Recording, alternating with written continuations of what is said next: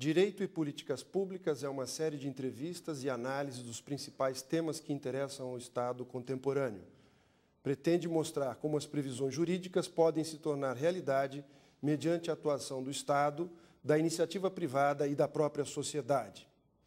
No programa de hoje, o tema é a proteção ao consumidor na União Europeia. A União Europeia mantém em funcionamento um regime de mercado comum, o que significa que não há fronteiras para a circulação de mercadorias, pessoas, serviços e capitais entre seus Estados-membros. Essa liberdade de circulação, especialmente de bens e serviços, suscita grandes indagações a respeito da proteção dos direitos do consumidor. Para tratar deste tema, convidamos o professor Norbert Reich, que é professor emérito da Universidade de Bremen, para conversar com os nossos telespectadores. Professor Reich, quais são as complicações jurídicas que essa combinação entre regras europeias e regras nacionais pode trazer para as empresas e os consumidores europeus? Well, if we have a common market in the European Union, as you mentioned, we also want to have some common standards for the protection and the encouragement of consumers to not only do shopping at home, but also to do shopping abroad via the internet, as tourists, as workers. So there's a close interrelationship between free movement, persons, goods, services on the one hand, and on the other hand, the protection of consumers. And I think this is a reason, and a good reason, why the European Union also wanted to consider the position of the European consumer. O senhor é autor de vários livros a respeito do direito da União Europeia ou o direito das comunidades europeias. Um desses livros, em que o senhor trata da Understanding EU Law, entendendo o direito da União Europeia, o senhor trata dos principais objetivos e princípios do direito comunitário. Estas questões relativas ao direito do consumidor, elas são tratadas nesse seu livro? First of all, thanking for making some advertisement for my book, and every Brazilian reader is, of course, invited to buy it, but I must confess it has been published in 2005. I'm working on a new edition because the law has developed. This book is not specifically concerned with consumer law. It is concerned with the functioning of the internal market. On the one hand, we have free movement of persons, persons as workers, persons as tourists, persons as consumers. Then we have free movement of goods, free movement of services. We have rules on competition. We have rules on adequate protection. We have rules on liability. And I try to explain the system. It's a system in which the role and the person of the consumer plays a very important role. But of course, not the only role. The consumer is a person who in the end wants to move, wants to buy, wants to get services, wants to get his children educated. So the consumer is very much influenced, but of course he's not the only agent. He's the recipient. He should profit from the internal market. Nós não estamos habituados no Brasil a compreender a ideia de livre circulação de mercadorias, pessoas, serviços e capitais. Nosso bloco de integração regional ainda não atingiu esse ponto. Poderia nos dar uma ideia concreta sobre o que implica essa liberdade de circulação, principalmente de mercadorias e serviços? I'm very happy to do so. One famous case concerns my own country, German beer, which maybe somebody has heard about. The question was whether an old German regulation, which insisted on so-called purity laws of beer, that is to say, beer should only consist of water, yeast, hops, and malt, whether this rule could be imposed, let's say, against Belgian or French beer, which also used, for instance, wheat, which used certain stabilizers. And Germany always argued that's an old tradition, you can't change it, consumers are used to it, and it's a health problem if you drink French or Belgian beer. So the case came before the European Court, and the court said that's a question of free movement of goods. German consumers are entitled, if they want, also to drink French or Belgian beer, provided it is safe. And the German government did not put up any arguments that Belgian or French beer is not safe. I mean, Belgian and French people, they still live from French or from Belgian beer, so there is no reason why German customers should not be able to buy French or German beer. And concerning consumer habits, what's very important in the judgment, the court said, well, the internal market is also in order to change habits, to make people more open, to look at foreign products, at foreign services. And I think this has been a very important idea. And today, consumers do it. They go abroad, they take products from other countries, and they're still alive. Yes. And, antes de 2008, ou melhor dizendo, até atualmente, existe uma regulação da proteção ao consumidor na Europa que preserva o direito dos Estados membros de criarem suas próprias regras sobre o direito do consumidor, muitas vezes mais rígidas do que as regulações europeias.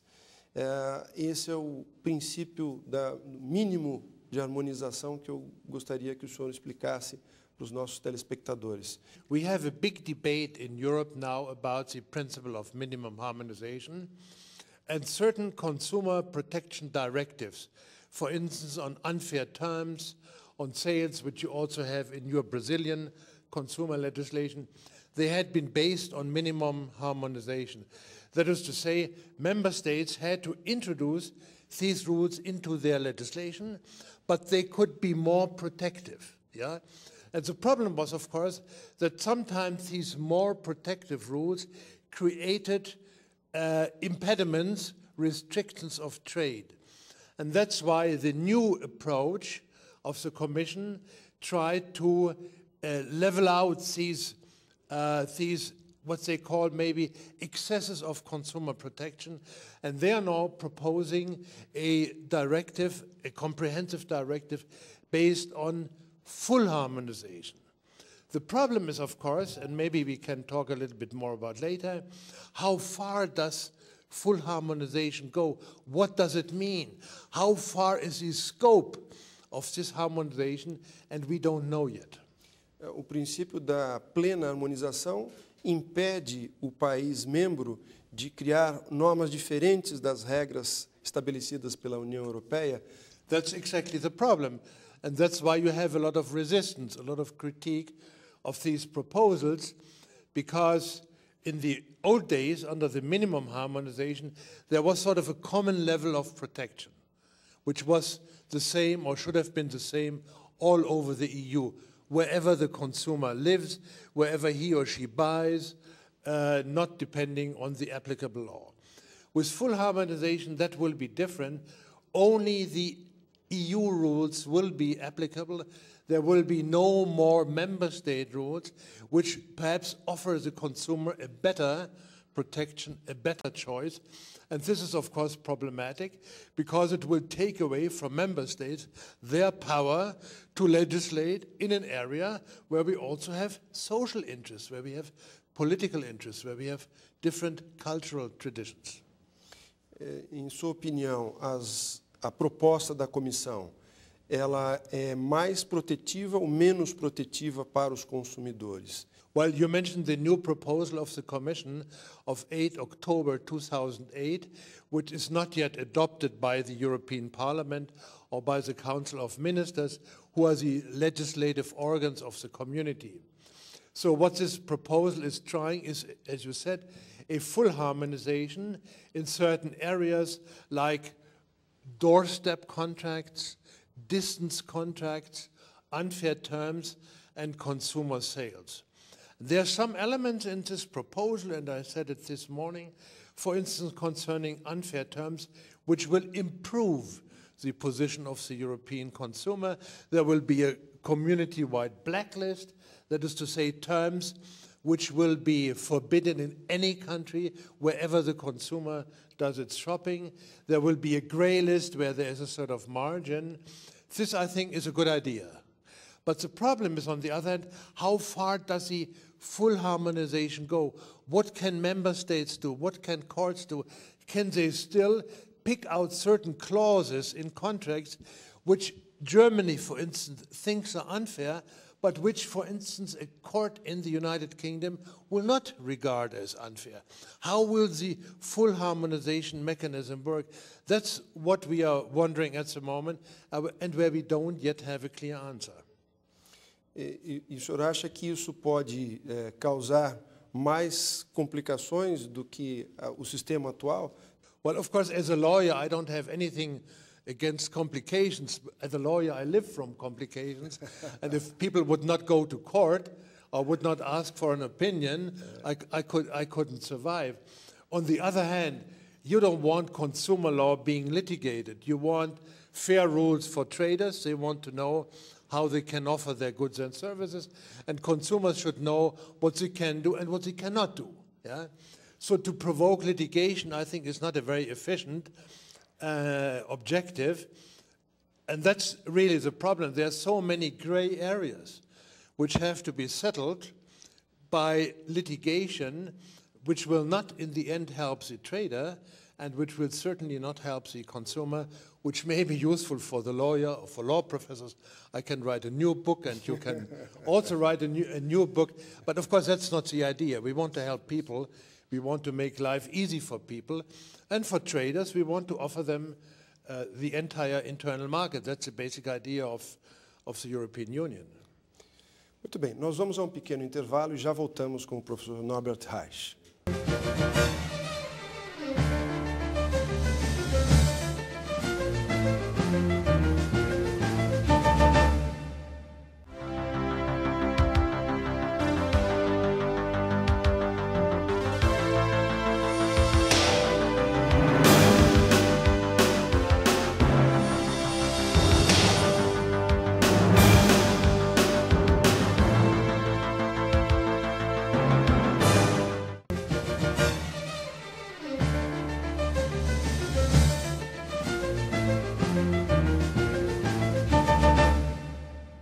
Estamos de volta com o programa Direito e Políticas Públicas, que debate hoje a proteção ao consumidor na União Europeia, com o professor Norbert Reich, doutor honoris causa da Universidade de Bremen.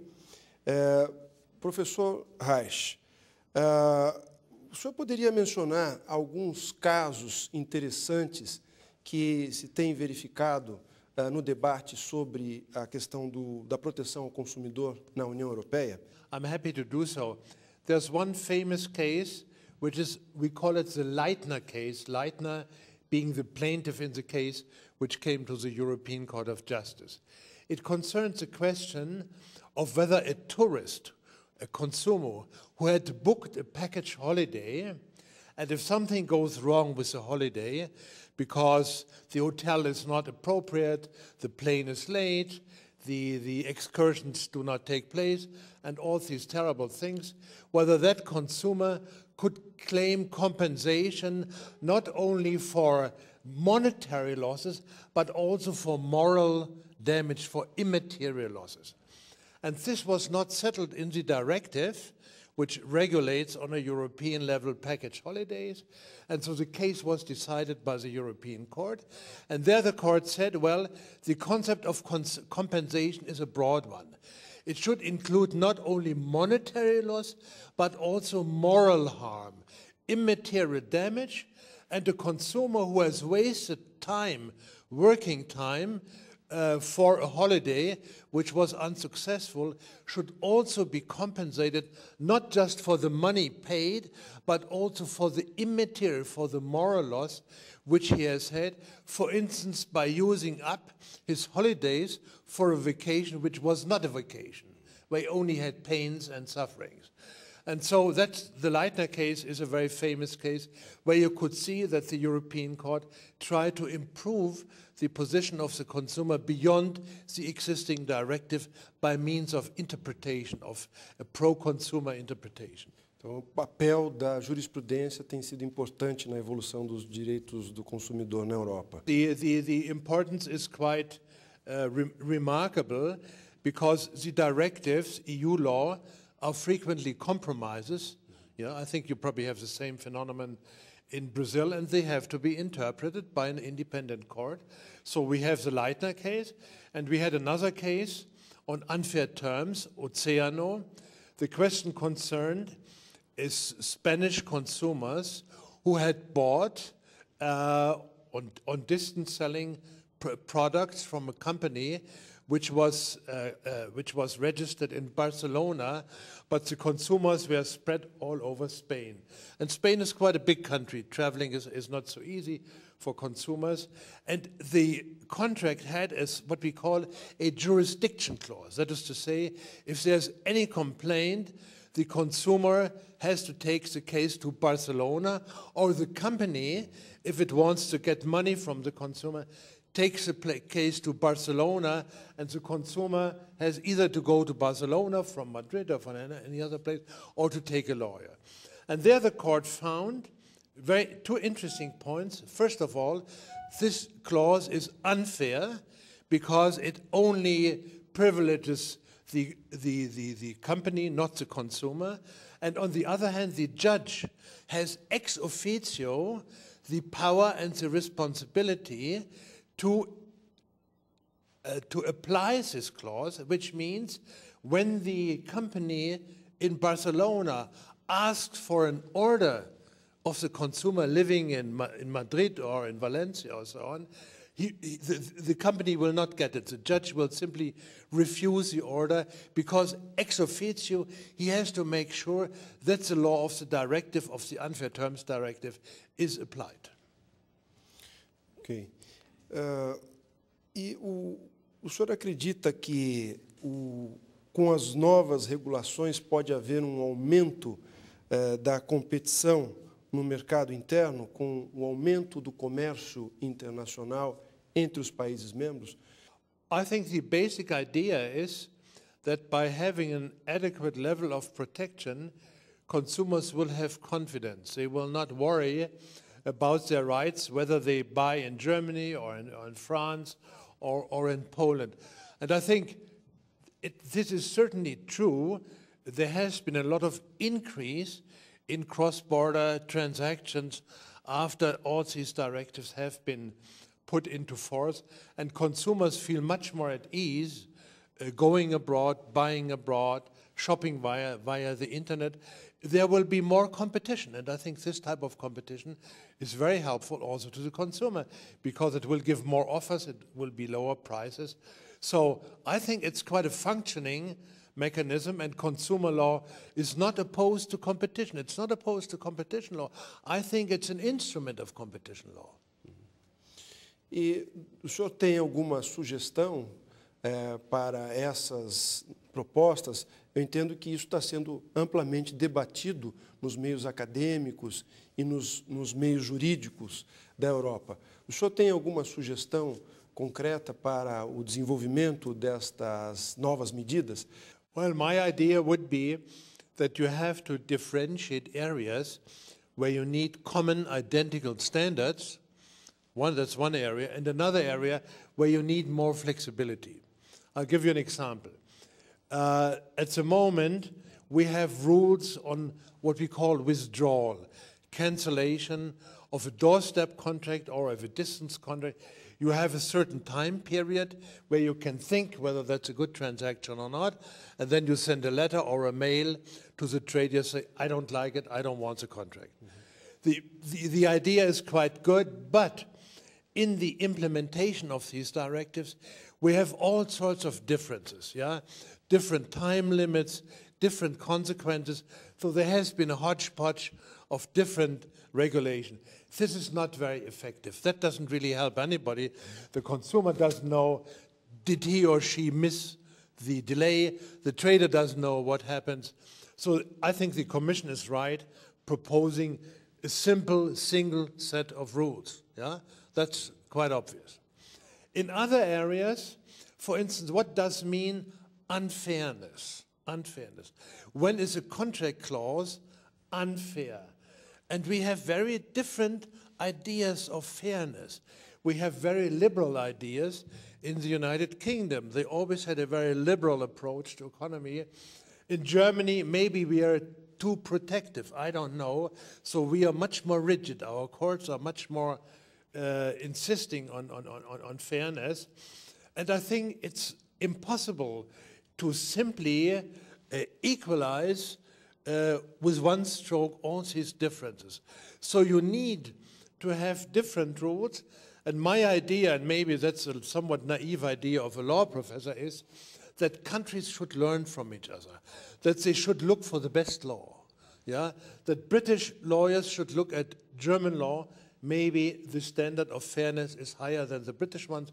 They should change their law, or vice versa. German law is maybe too rigid. They should learn from a more liberal standard. I mean, that's the basic message of the beer judgment, as I said. Consumers should learn, even professors should learn, lawyers should learn. And so you need a certain flexibility. And it doesn't make much sense, at least that's my impression, to centralize everything. Yeah? It doesn't make sense to centralize lawmaking too much, because then there will be no more flexibility, and states cannot propose rules which they think work well with their consumers, even if they will be not working well with consumers in other countries. E para concluir, o senhor se considera otimista em relação à ratificação do Tratado de Lisboa com a recente aprovação em referendo na Irlanda? I must say personally, I'm quite optimistic. If you look at the history of the European Union or European community, there always have been crises with General de Gaulle, with Ireland, with Denmark, with Germany, and so there always have been setbacks. But the quite admirable thing is that despite these setbacks, in the end, countries and politicians and lawyers could agree on a new basis. Now we only have the Czech Republic, and I don't really think that the Czech Republic wants to be the last and wants to take the responsibility to make all efforts. I mean, these are efforts going on since almost 2000, but I think in the end, I'm quite optimistic. O que aconteceria se não houver a ratificação pela República Tcheca? Well, that will be a bad incident. I think the community will survive. It will have to to work with the old rules. I would not have to change my books. That's, of course, a big help. But I think most of the rules, at least in the area of economic law and consumer law, they're already set. I mean, you can't change it. Yeah, they're all binding also on the Czech Republic. I mean, they don't improve anything. There are some rules, some new rules. I think they are not so dramatic that the whole project should be a failure because of that. Muito bem. Nós estamos chegando ao final do nosso programa. Esperamos que ele tenha trazido um pouco mais de esclarecimento sobre o assunto. E se você, telespectador, quiser fazer alguma pergunta ou tem alguma contribuição a dar sobre o assunto, pode acessar o blog aguilar.blog.terra.com.br. Muito obrigado, professor Norbert Reich. Muito obrigado a vocês e até o próximo programa.